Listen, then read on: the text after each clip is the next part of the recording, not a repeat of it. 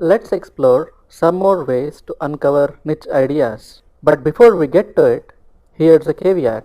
Many seem to believe they have to love a niche and be an expert in order to be able to build a site in the niche. That is not true. While it does help if you love working in a niche, there will only be so many sites you can build if you choose to build sites only in niches you love. After all, how many niches can someone really love and be an expert in? To be very successful at niche marketing, you will have to build several sites, and very few people achieve significant success with just one or two sites. Like most things in life, this too is a numbers game.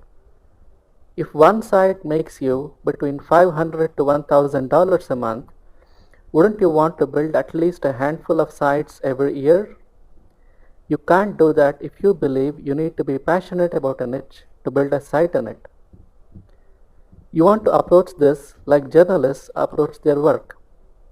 They are not experts in all that they write about, but they are trained writers who know how to present facts or weave engaging stories around facts. If newspapers require journalists to be experts in all that they write about, most newspapers would struggle to stay afloat. That said, when you are building your first site, it does help to build it around something you love and are passionate about.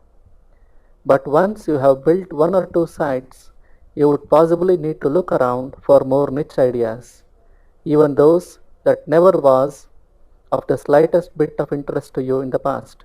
You may be able to build a site around things you really love doing or are an expert in.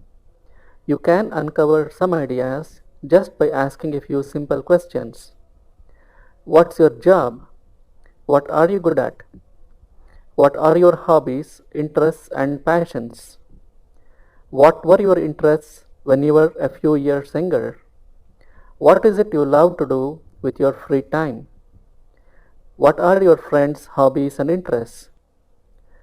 Instead of focusing just on your own hobbies, which is bound to be a small number, you can instead focus on building sites about other people's hobbies.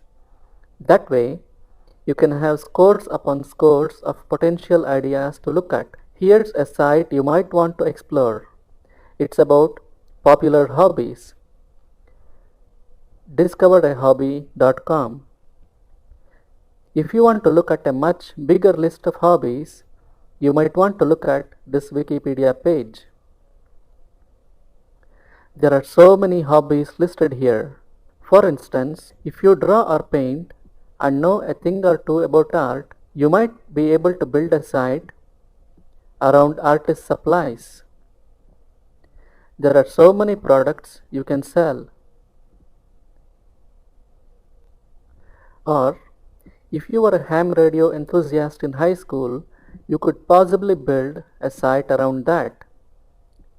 No matter what you are interested in, chances are a lot of people are also interested in that as well. You might want to check Amazon if there are products in that niche that are selling well. And if there are, chances are you might be able to build a site around it. You would want to remember that we are just in the idea generating phase right now. Every idea we generate in this phase will have to be subjected to more stringent tests, which will be discussed later on in the keyword research section. It's also possible that even though you love something and consider yourself an expert on the topic, that niche might turn out to be extremely competitive and you may not be able to build a site in the niche. For instance, if you have done a lot of research about weight loss pills and want to build a site around weight loss pills, the going may not be easy. It's a highly competitive niche and you will be competing head-on with billion-dollar companies. That's certainly not an easy thing to do, unless you happen to be gifted in some unique way. By focusing on other people's hobbies and interests, you will be able to build a number of sites. If a number of people all love doing something, there's something inherently likable about it, and there are bound to be products you can sell to that niche. That's a win-win for everyone.